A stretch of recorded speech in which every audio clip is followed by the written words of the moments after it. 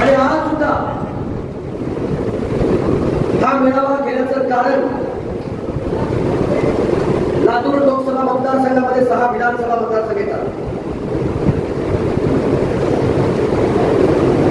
आणि सगळ्यात मोठी जिम्मेदारी आपली उदगीरची होती आणि विरोधी पक्षांनी उदगीर विधानसभा मतदारसंघ टार्गेट केला होता. देशाच्या नेत्या प्रियंका गांधी महाराष्ट्रात त्यांची कुठं सभा झाली नाही, पण मुद्दाम उदगीरमध्ये त्या ठिकाणी घेण्यात आली. कर्नाटकाचे 2 आमदार, एक अल्पसंख्याक समाजाचे, एक लिंगायत समाजाचे आमदार इथं बसवले. असं झालं. कसल्याही परिस्थितीमध्ये हा मतदारसंघ मायनस केला पाहिजे आणि संजय बनसोडे आणि त्यांच्या कार्यकर्त्यांचा आत्मविश्वास हटवला पाहिजे हे भूमिका विरोधी पक्षाची त्या ठिकाणची होती. पण माझ्या तमाम बांधदार या कार्यकर्त्यांनी, तमाम पदाधिकाऱ्यांनी या मतदारसंघाची शान वाढवण्याचं काम 4800 का होईना आपण लीड देऊ. आपण आपल्या लातूर लोकसभा मतदारसंघामध्ये 1 नंबर आपला मतदारसंघ आपण ठेवला. त्याबद्दल मी मनापासून तुमचे आभार या ठिकाणी व्यक्त करण्यासाठी हा मेळावा या ठिकाणी आयोजित केलेला आहे. मला खात्री होती पुन्हा पाटील साहेबांनी, अफसरबाईंनी, बेंद्रे साहेबांनी अनेकांचे मनोगत ऐकत होतो.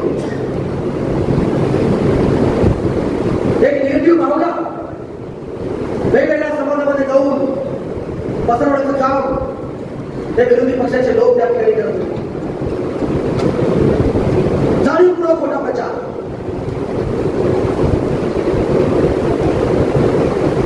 म्हणून आपण लीड देण्यामध्ये कमी पडलो. त्याची खर्च मला आहे. म्हणून जाणीवपूर्वक 10 दिवसामध्येच आपण हे मेळाव्याचं नियोजन आपण त्या ठिकाणी केलं. आता मला तुम्हाला सर्वांना विनंती करायची आहे, आपण आपलं गावामध्ये आपण प्लस आहोत का मायनस आहोत, वार्डामध्ये आपण प्लस आहोत का मायनस आहोत, आपण कुठे कमी पडलो, आपण कशामुळे कमी पडलो, याचा सुद्धा चिंतन आणि विचार आपण येणाऱ्या काळामध्ये राजू पाटील साहेब आपल्याला करावा लागतो. मी सगळ्यांचे भाषण ऐकत होतो, बरोबर ऐकत होतो मागे सर. तुमचे भाषण ऐकल्यानंतर जरूर माझ्यामध्ये ताकदीचं बळ त्या ठिकाणी येतात. मी कुणाच्या जोरावर करत असतो देशमुख साहेब, तुमच्या सगळ्याच्या जोरावर. माझी ताकद कोण आहे? माझी ताकद तुम्ही आहात.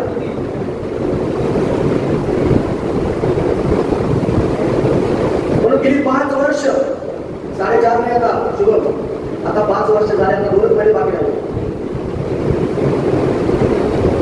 गेली 5 वर्ष ज्या मतदारसंघातल्या जनतेने प्रचंड मोठा विश्वास काही नसताना त्यावर भारतीय जनता पार्टी सेनेची लाट असताना सुद्धा त्याला माहित होतं विरोधी पक्षाचा आमदार बसणार आहे. हे सगळं माहिती असताना सुद्धा बोगस आहे. तुम्ही सगळ्या मोठ्या जनतेने मोठ्या सन्मानाने मला मोठ्या मताधिकाने विधानसभेमध्ये त्या ठिकाणी पाठवलं. आणि म्हणून मी सातत्याने सांगतोय, तुम्ही केलेल्या मतदानाचे उपकार मी कधीही विसरू शकत नाही. आणि म्हणून मला या 5 वर्षामध्ये जे काही विकासाचे कामं करता आले ते सत्ता असल्यावर त्या ठिकाणी करतात. आमच्या जालिमियाने भाषण केलं. सगळी महिला जालिमियाला आमच्या गजेबाईचं भाषण माहिती होतं.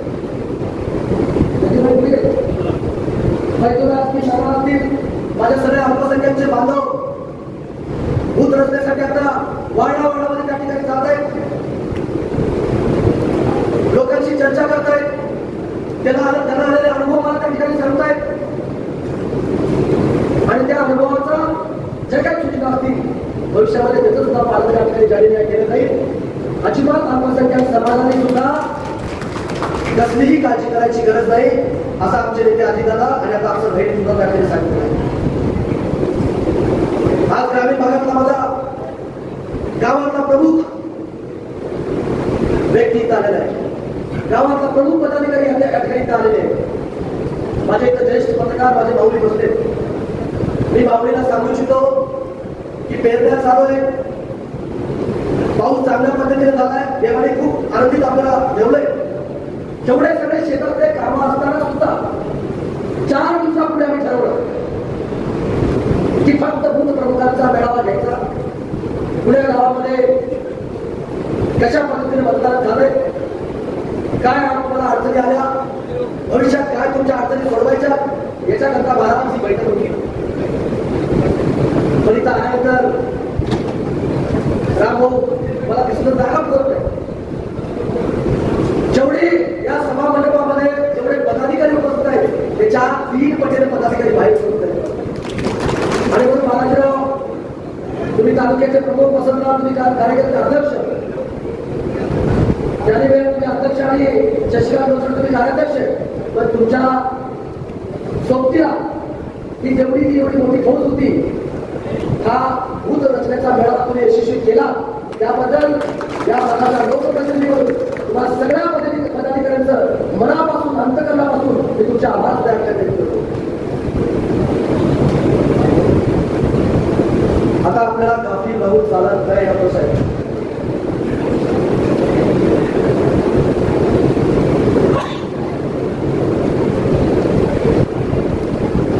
आपली प्रचार यंत्रणा, आपण सोशल मीडियाकडे आपलं दुर्लक्ष झालेलं आहे. आता एक फौज त्या ठिकाणी तयार करावं लागेल.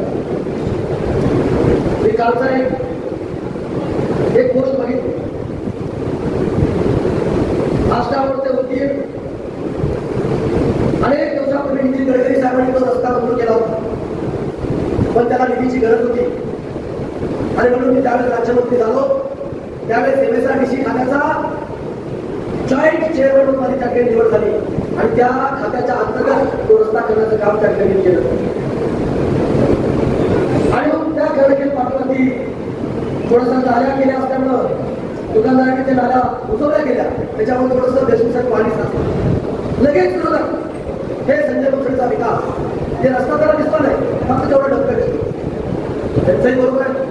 लगेच तात्काळ आणि सार्वजनिक बांधकाम विभागाच्या कार्यकारी मंत्र्याला सूचना केल्या, नॅशनल हायवेच्या कार्यकारी मंत्र्याला सूचना केल्या आणि एका तासाच्या आत तिथलं पाणी काढून तिथल्या जनतेची व्यवस्था करण्यात होती. हे माझं कर्तव्य. पण आपण सुद्धा शिकाल, आपल्याला जागृत होऊन आपण जे केलंय ते लोकांना सांगितलं पाहिजे.